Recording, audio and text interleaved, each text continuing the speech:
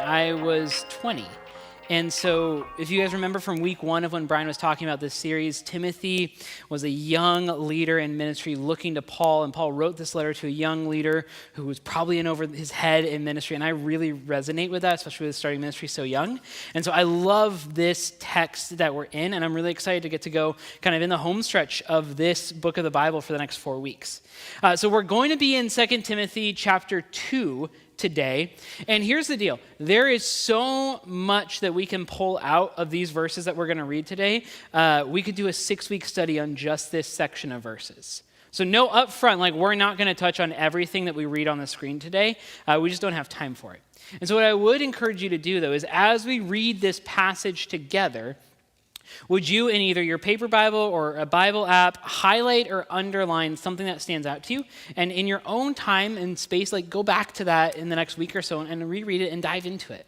And if you don't have a paper Bible or a Bible app, that's okay. We'll have the verse up on the screen. And again, I would encourage you, like, take out a piece of paper and a pen or your notes app and just write down something that stands out to you as we go ahead and read these verses.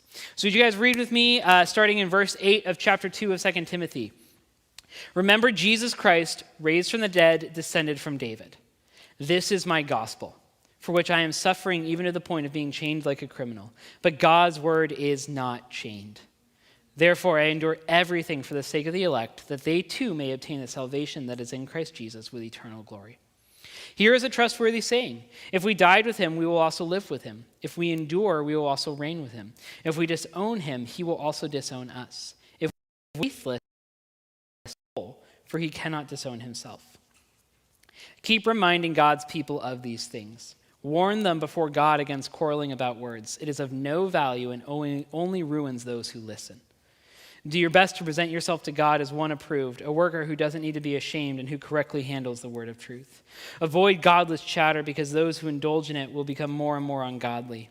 Their teaching will spread like gangrene.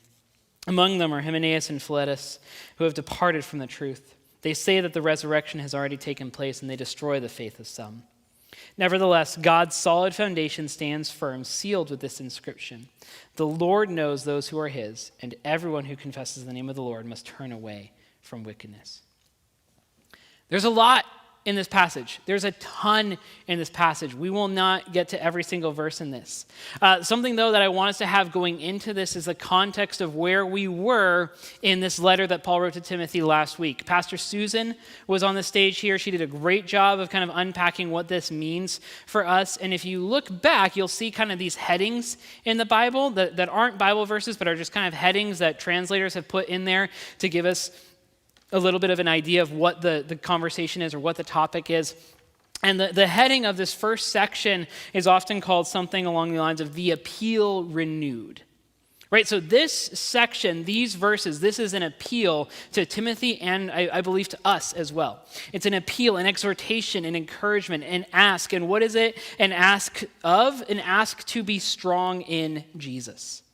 And like Susan did a great job of talking about last week, it's an appeal to be strong in Jesus by not getting caught up in non-Jesus-y things.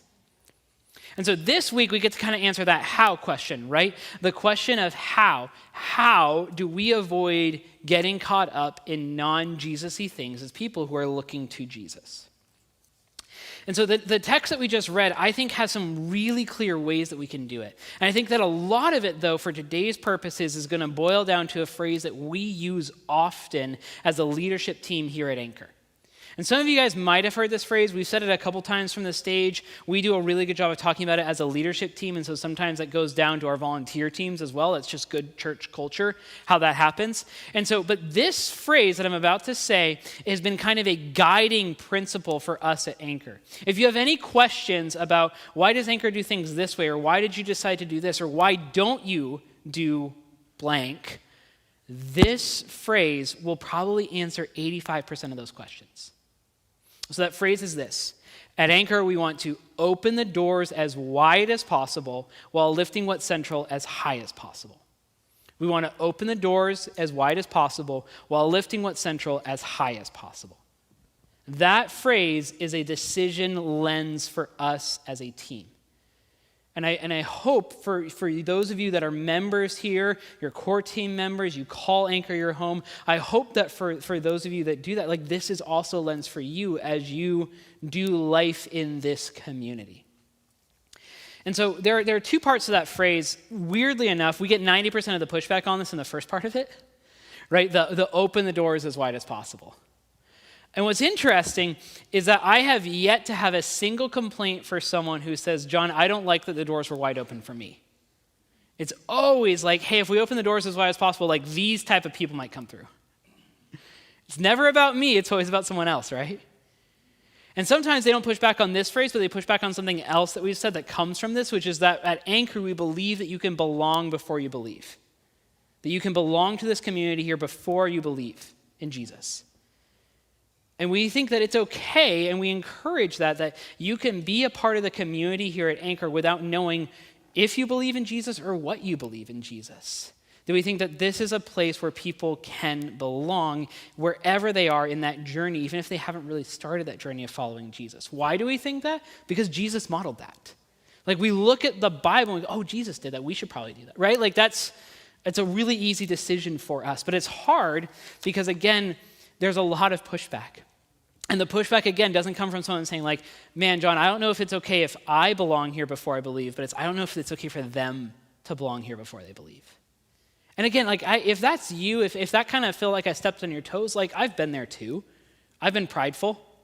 I've been arrogant. I've been jealous. I've had these moments where it's like, oh, I happen at this church. Like this community is so special. What if that ruins it? And that just misses the point.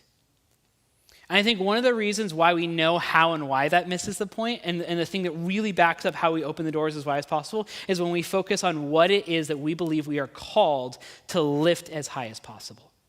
And so that's what we're going to spend time talking about today, is what does it mean when we say we're going to lift what's central as high as possible? What is that? So the first thing I think the text shows us, and if you're taking notes, I'd love for you to write this down, is that when we are trying to lift what's central as high as possible, we need to remember who Jesus is. We need to remember who Jesus is.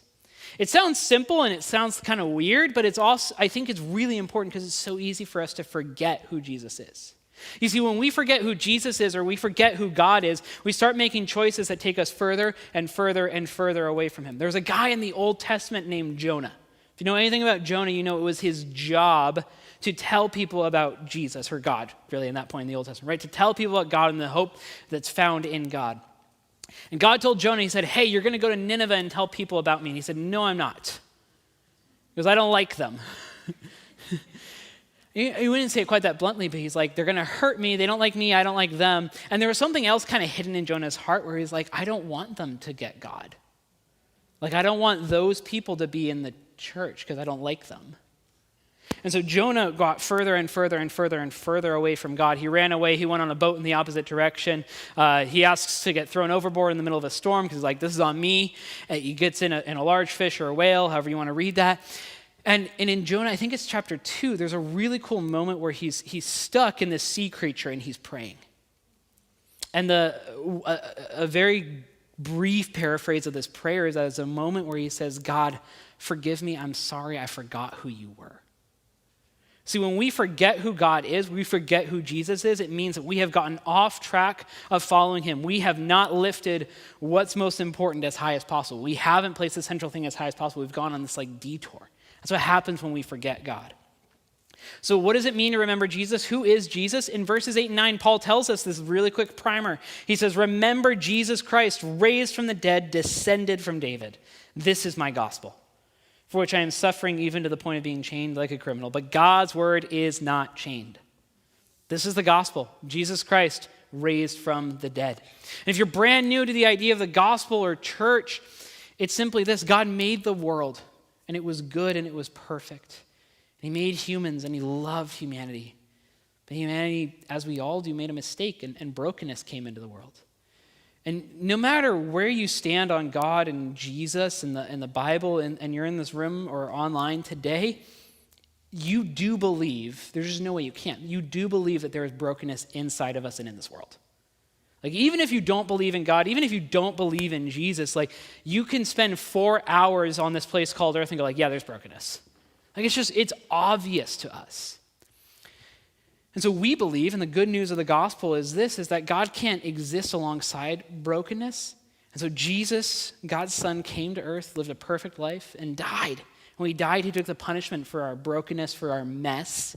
And then 3 days later, like Paul says, he was raised from the dead. And in doing so, he conquered or defeated death and gave us hope. Hope for a life both eternal with God and also hope for life present with God, where we have this really cool way to have a relationship with God through Jesus. The descendant from David is a cool little throw-in from Paul. It alludes to some Old Testament history, and it also really alludes to the fact that David came from this line of Israel, this family of God, and it shows us that this was always the plan, that there was so much intentionality with God. This wasn't God going, I don't know what to do. Here you go, Jesus. Like, it wasn't that. It was intentional and planned of saying, I know that I'm going to restore humanity because I love humanity still. So Paul reminds Timothy and ultimately us of this fact that Jesus was raised from the dead, was a descendant from David, and it wasn't an accident or surprise. Like, God knew what he was doing. Well, what does Paul say right after that? He says, this is my gospel. A lot of you guys know this. Some of you don't. The Greek word for gospel is best translated as good news. And Paul is saying this reminder. He goes, reminding you, this story about Jesus, this is my good news. And it's your good news too. It's my good news, Jesus raised from the dead. It's my good news. It's your good news. It's our good news. Remember is one of the most repeated commands that we see in the Bible. And I think it's because it's so easy for us to forget who God is, to forget who Jesus is. I think when we don't remember who God is, we kind of had two pitfalls that we fall into. One that I talked about earlier is what we saw with Jonah, right? Where Jonah came all the way over here away from Nineveh. He's like, I don't want to do it. This is what I would call the pitfall of the arrogance of the church. Where you said yes to Jesus, but you look like the Pharisees in Jesus' time. Anytime you're reading in the Gospels and you hear a story about the Pharisees, I want you to think like stuffy church people. Like, that's what that was. Like, they were church people. They knew the Bible better than I do. But they were so confident, so assured of themselves of like, we're a new creation, like we're new, we don't live our lives the way that culture does, and look at us. And they strutted, they had no love or compassion. In another letter of his, Paul says that when we live that way without love, we are like a clanging cymbal, which is just obnoxious. The other side, though, right, when we forget who Jesus is, we fall into kind of assimilating to culture, or what Bonhoeffer, the theologian and pastor, would call cheap grace. This idea of like, well, I mean, our lives don't really have to look that different from the world around us because like, Jesus died for it, right? And so it's okay. And like, yes, Jesus died for our brokenness, but he didn't die for that. Jesus died so that we could live life and life to the fullest. And life to the fullest means that there are things that we do differently than the world around us because they're better for us and for who we are and how we are made. So when we forget, right, we go into either like the arrogance of the church or the assimilation of culture. The second thing, though, that I think is really important to look at, and we're going to touch a lot more on this next week because it keeps going, is that when we are trying to lift what's central as high as possible, we're going to focus on good teaching. We're going to focus on good teaching. Verses 14 through 18 says this, keep reminding God's people of these things. Warn them before God against quarreling about words. It is of no value and only ruins those who listen. Like, we're going to talk about this a lot next week. Like, that's a really good reminder. Like, the world is full right now of quarreling about words, and it ruins those who listen. Over the weekend, I was like, I feel angry and annoyed and angsty. I was like, I spent too much time on Twitter. And so I got rid of it on my phone, and then I was like, oh no, it's NBA free agency. I need to re-download it. Because, yeah, I have problems. Right, but like, these things, right? When we get into these contexts where there's just useless quarreling about words, which is where I would put all arguments on social media, like, it's not good for us who engage in it. Like, even just as a bystander, it ruins us. Right, so avoid those. Do your best to present yourself to God as one approved, a worker who does not need to be ashamed, and who correctly handles the word of truth. Avoid godless chatter, because those who indulge in it will become more and more ungodly. Their teaching will spread like gangrene. Among them are Hymenaeus and Philetus, who have departed from the truth. They say that the resurrection has already taken place, and they destroy the faith of some. Something I underlined in my Bible app, their teaching will spread like gangrene. It doesn't say unchecked, their teaching might spread. It doesn't say this teaching could be harmless. It says this bad teaching will spread. It is inevitable. What do we do in the face of an inevitable bad thing? I believe this: we are called to focus on what we can control. Here's the thing: God is not surprised that bad teaching in churches will spread. He just isn't. I think it's in his, I think he's okay and has a plan. And so we shouldn't be surprised when that happens either. And that's really, really hard. It infuriates me when I would go into a bookstore and see book after book after book from the same prosperity gospel preacher flourishing. It drives me nuts. It's sickening to watch churches who manipulate people in the name of the Holy Spirit grow and thrive. Right? Like, guys, I've been doing church ministry in the Northwest for the last 10 to 15 years. Like, I've seen bad teaching, and it is brutal. I've had friends who've been heartbroken, had their lives upended by bad teaching in bad churches. It is brutal to watch the people that get churned out by pastors who say that legal fundamentalism is the only way to follow Jesus and anything else doesn't count. It is heartbreaking to watch friends not really live for anything because they're in a church where the pastor says, like, you can find Jesus in anything, so as long as you love enough, it doesn't matter what you believe. Right? It's heartbreaking. And there are times where I was like, I want to go on diatribes. I want to name people on this stage. I want to go. I can't control it. Not only can I not control it, I don't think I'm supposed to. There's probably, and we're not going to do hand raises on this, but like I will raise my hand on this. Like, there are parts of the Bible I wish were not in the Bible. Like, there are parts of the Bible that I read and I go, why is that there? Like, that sucks. So in Philippians chapter 1, verse 15, it says this: "It is true that some preach Christ out of envy and rivalry, but others out of goodwill. The latter do so out of love, knowing I am put here for the defense of the gospel. The former preach Christ out of selfish ambition, not sincerely, supposing that they can stir up trouble for me while I'm in chains. But what does it matter? The important thing is that in every way, whether from false motives or true, Christ is preached. And because of this, I rejoice. Yes, and I will continue to rejoice." Does this justify awful bad church? No. Does this mean that we should go to the cheap grace version of teaching and be like, well, it doesn't matter, so I'm going to preach in whatever way gains me personally, and it's all going to be good? No, like, it doesn't justify that. But what it does say is, John, focus on what you can control. Like, you need to focus on what you can control. I have a plan to take care of bad teachers, and man, the Bible's really clear on that. But it's in my time and my way, John, not yours. Amen. And your job is to go, Christ is going to be proclaimed. There are people who have lives radically changed by churches and pastors that I really dislike. And it forces me to confront the fact that, like, one, maybe my job isn't as important as I would like to think it is. And two, that God knows better than me even when I don't agree with it. Can we focus on what we can control?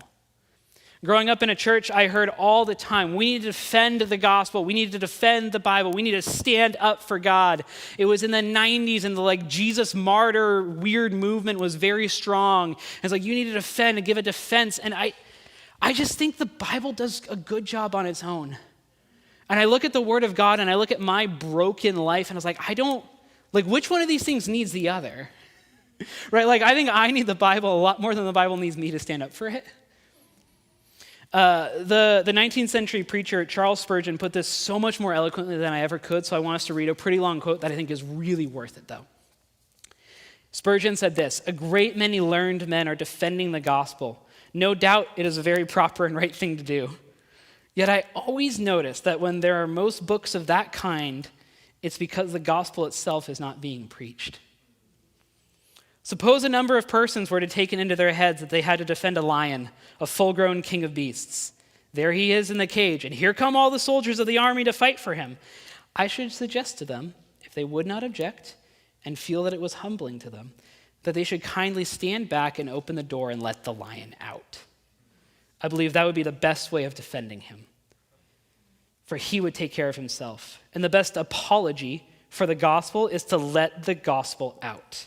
Never mind about defending Deuteronomy or the whole of the Pentateuch. Preach Jesus Christ and him crucified. Let the lion out and see who will dare to approach him. The Lion of the tribe of Judah will soon drive away all of his adversaries. Let the lion out. Paul says this, he says, my gospel is not chained. Let the lion out. We don't need to stand up for the lion. We don't need to defend the lion. It's a lion. We need to let it out. I love that Spurgeon says, he's like, man, there's so many books on apologetics and there's so few books on the gospel.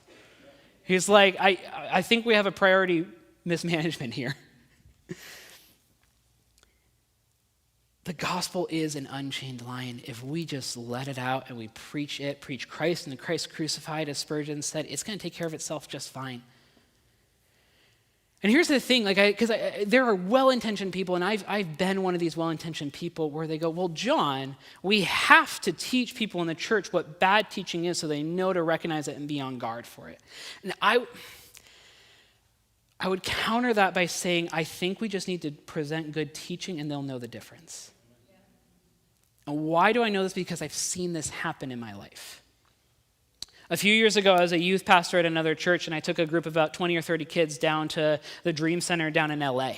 And Dream Center down in LA is an amazing organization, just a phenomenal job of living for the good of the city and saying we are going to outlast the brokenness around us and make a difference. And they're affiliated with a really cool church that I like, and we went down there, and on Thursday night they had a service, and they had a guest speaker at their service. Wasn't even from California. And I'm sure this individual's given great sermons in their past. That was not one of them. He just told story after story after story about himself and his own importance and the celebrities that he's met and the cool things that he's done in ministry. And it was like his own highlight reel, and there was a nod to God's role in it, but not really. I was just like, man, and there's a part of me, as a youth pastor, I felt responsible for these students. I'm like, they are sitting under bad teaching right now. I was like, I gotta say something. We gotta, do we walk out? It wasn't that bad. All these things that go through our well-intentioned minds. We got through the whole service, and as we were walking out, I didn't need to say anything. These students who had grown up in a church that had done a phenomenal job of presenting good, strong, keeping the main thing teachings, all of them knew it was a bad teaching that they heard that day. Never had to tell them. Every single one of them said, man, and they were so much kinder and compassionate than I was. They were some of them weren't because they're 15-year-old boys and they're jerks, but a lot of them were like, man, I wonder what was going on with him. I just feel like that could have been more about God and not him. I hope he's okay. I was like, and what a touching way, right? And I could have decried him, I could have demonized him, and they were like, no, that's not good teaching, but grace is there, let's give him another shot. I love that. I didn't need to tell them it was bad teaching. They knew it because they've been exposed to good teaching. There is so much outside of our control. God is asking us to focus on what we can control, which is, can we teach the Bible well? Can we lift what's essential as high as possible? That's our role. Not to show off, not to put down others, but to let the lion out. Let the lion out. The unchained gospel. My gospel is not chained, Paul says. But like a lion, the gospel is scary. Have any of you been around a lion? Been around a lion? Okay, I went to South Africa ages ago, and we saw them at a distance, and then they were like, hey, if you pay 50 Rand, you can go pet a lion cub. I was like, I ain't doing that.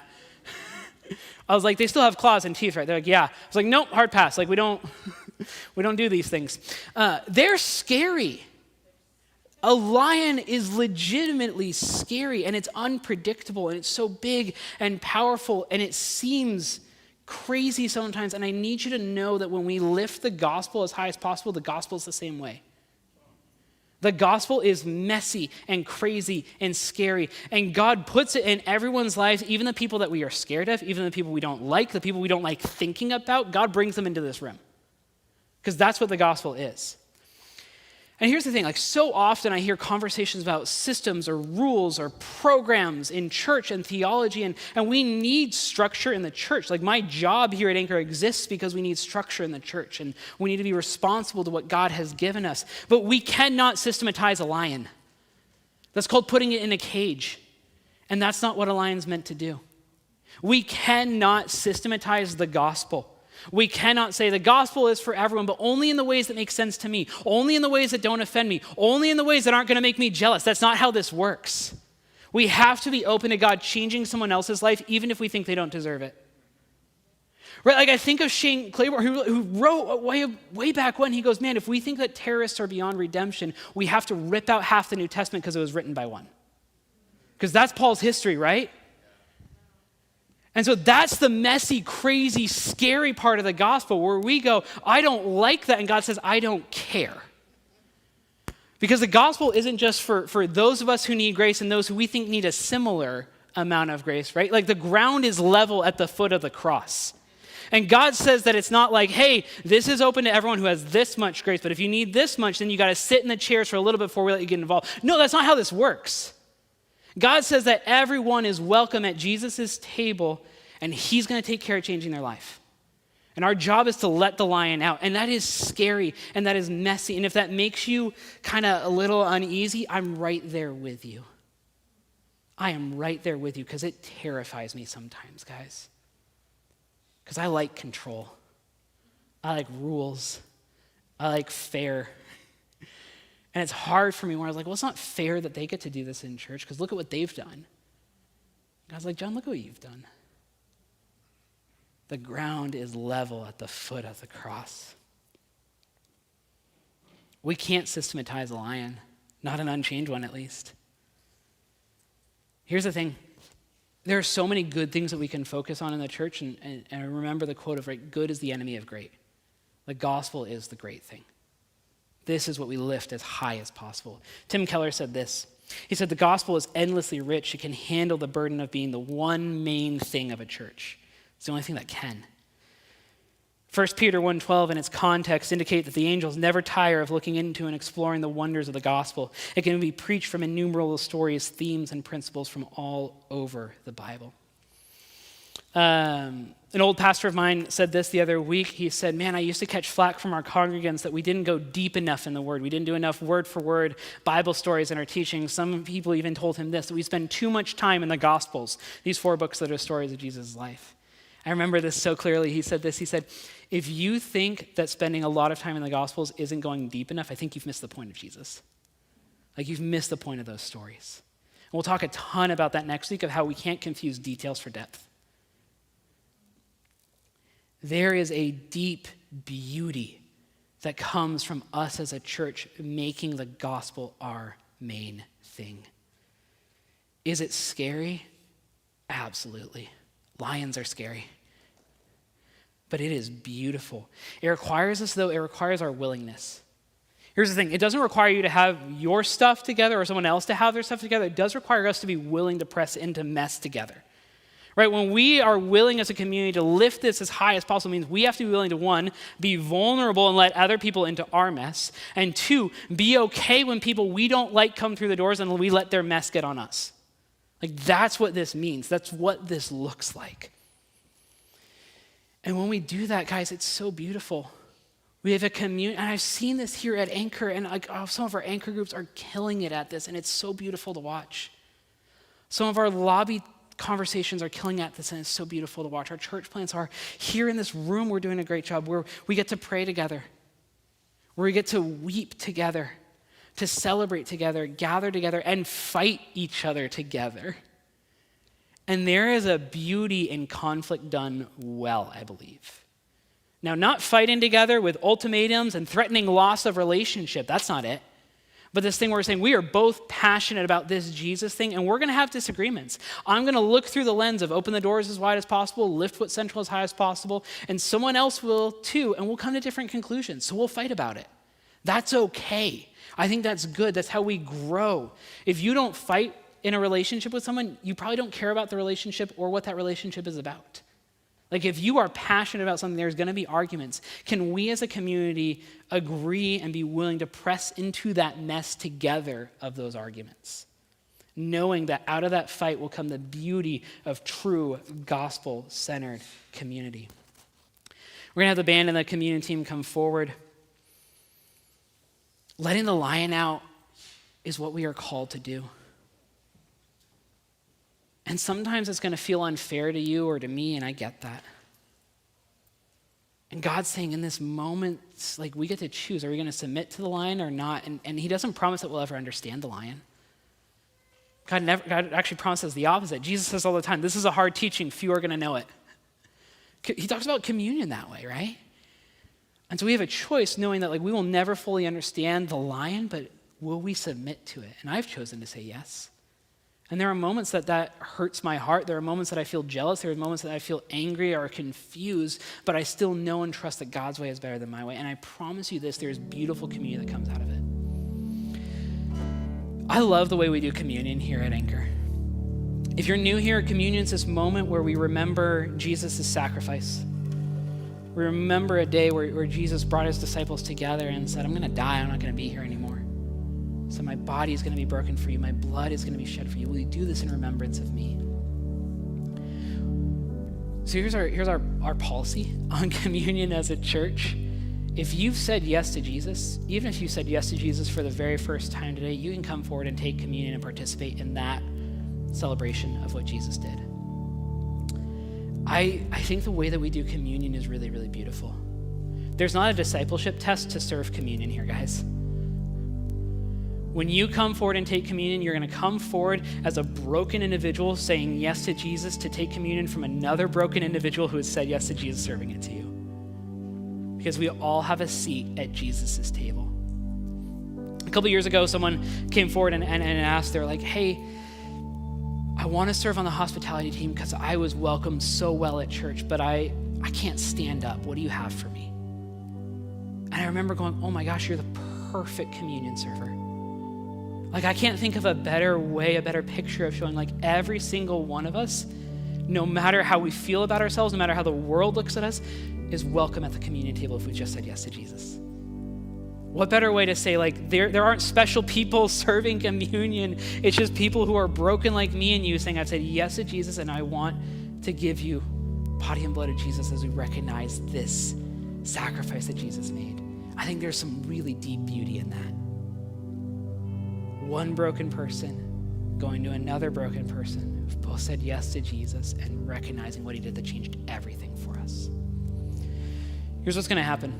In a little bit, the band's going to play a song, and during that song, we would encourage you, if you said yes to Jesus, even if you said yes to Jesus today, to come forward or to the back of the room and take communion. But I want you to do something before you do that. We're going to put 4 words up on the screen. Here's what I want you to do. I want you to look at these 4 words, and I want you to pick one word. I want you to pick one word that you're going to write down on a piece of paper. You're going to write down on your hand if you have to. You're going to put it in your notes, in your phone. You're going to write down one word, and you're going to sit with that word this week and see what God does. And these 4 words, I think, are 4 ways that I would like you to consider responding to this message. The first is this: receive. You're here today, and this idea of the gospel, the good news for me and you and everyone, you've never heard that before. Or you've heard it before and it's never really felt real to you, but you feel today that God is calling you to receive that. If that's you, I'm so glad you're here. I'd love for you to write that down. If you write down that word, I know these people at the black prayer walls in the front of the room would love to pray with you today. So I think some of you are here and you need to receive. Some of you are here, though, and you need to write down the word remember. Because like Jonah, like so many of us, like me, there's been a moment recently where you've forgotten who Jesus is and you've forgotten who God is. And so you're going to write down remember, and this week you're going to spend time with that word and say, God, help remind me of the truth of who you are because I've forgotten. Third thing is revere. I think for those who are going to write down the word revere and sit with that this week, I think God's saying you've been caught up in the good things of church or life and you've forgotten the great thing of the gospel. So I'm going to ask you to just sit in reverence of this gospel, this fact that in spite of us continually making mistake after mistake after mistake, God still says, I love you and I have a place for you. You need to sit and be in reverence of that. And the last one is this, is remind. Maybe none of these first 3 words stood out to you, and if that's the case, I want you to write down the word remind.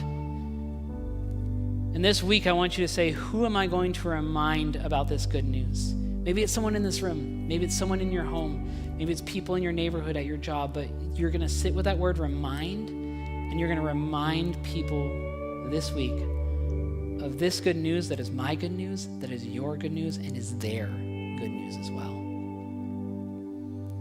So before you take communion, take some time, write down one of those words. I'm going to pray for us as we go into that time. God, I thank you for our good news. Our good news that Jesus came, and he took the punishment for our brokenness and conquered death 3 days later. God, we thank you for the hope that we have in that, the hope for today, tomorrow, and eternity. God, I pray for those who are receiving that good news for the very first time today, God, that they would feel their burden lighten, they would feel hope maybe for the first time in a while. God, be with us as we sit and discern and listen and say, what do you want me to take away from this teaching today? God, we thank you for who you are, what you've done, and what you're going to do in our lives, in this church, in this city.